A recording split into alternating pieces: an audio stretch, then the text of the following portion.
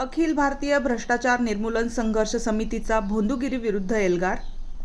या लबाड भोंदूबाबांचा इतका मोठा समाजघात व जनतेची फसवणूक करण्याची हिंमत यांना येतेच कुठून?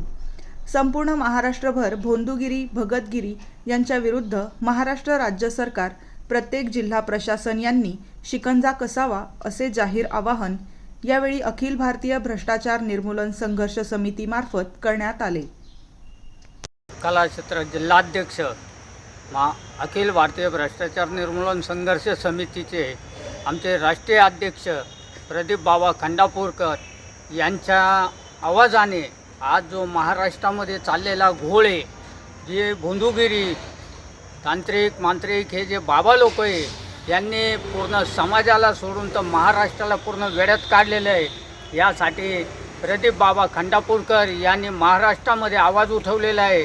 असे जे भोंदूगिरी करणारे, जे लोकांना लुबाडणारे आहेत, ज्यांनी लोकांची समाजाची दिशाभूल करून अनेक धन संपत्ती गोळा केलेली आहे, लोकांना फसवून लोकांच्या भावनांचा हे करून खेळ करून या भोंदूगिरी बाबांवर योग्य ती कारवाई व्हावी.